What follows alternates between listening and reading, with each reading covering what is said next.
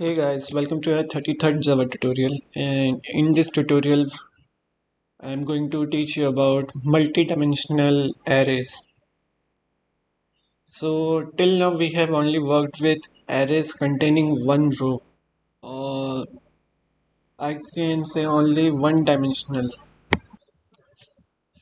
Again only one dimensional array. So now what if we want to make separate rows and columns? Or you can say a table which will contain different values in each section or so how do we work with them? So for that we use multi-dimensional arrays, and again as we define our array, multi-dimensional arrays are also defined in the similar way. So let me show you how we make multi-dimensional array. So again integer and the name of the array, so let's name it array. Look good. And equal to, and before that, for a one dimensional or simple array we used to give only one set of square brackets, but for the multi-dimensional one we are going to give two different sets of array square brackets, and the first one is going to symbolize our rows and the second one is going to symbolize columns. And after that, just like we used to initialize our arrays earlier,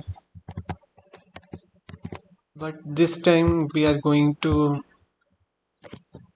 have the set of braces inside our braces. I actually don't have a clear word for that, so hope you understand. And let me show you first. So yeah, wait. So for the simple array, we used to simply use a set of square braces, and inside them we used to give whatever value we want. So let's keep it 23, 3 and 4. So that's how we initialized a simple array. So now if in case of multi-dimensional one, we are going to initialize an array like this. So 5, 6, 7, 8, and good. So the first set of braces is going to depict or symbolize first row of our table, and the second set is going to symbolize the second row of our table, and that's how we define or initialize a multi-dimensional array in Java. So again, let me show you how it works. So now if you want to print this first element of first row, so we are going to write it like array and the square braces, and so the index always begins from 0, as we all know. So it is going to be 0th row.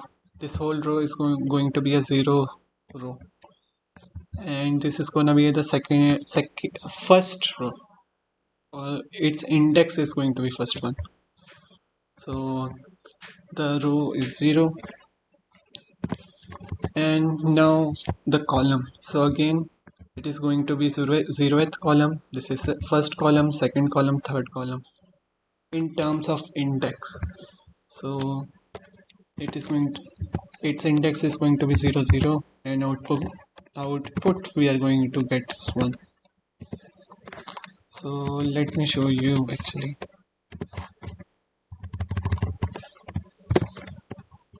So system out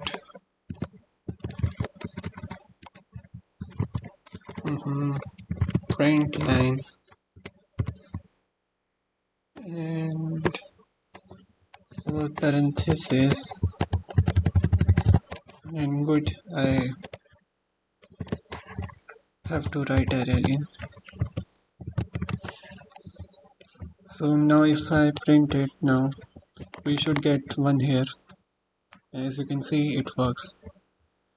So now we know that if we have the same number of elements in each row, then it's gonna work like this.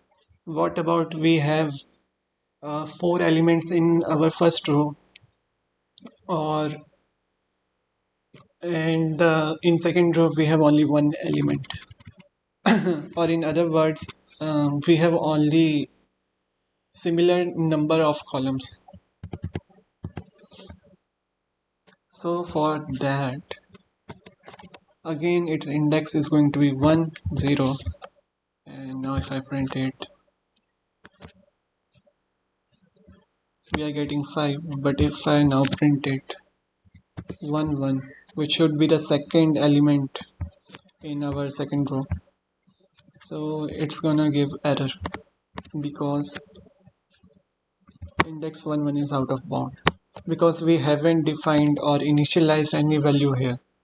So it's kind of a intelligent kind of stuff going behind in Java that identifies the number of elements itself and gives the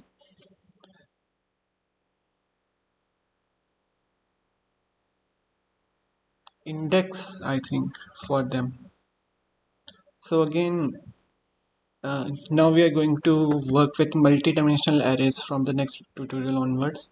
So make sure you have a clear understanding of loops and arrays and their index stuff and all.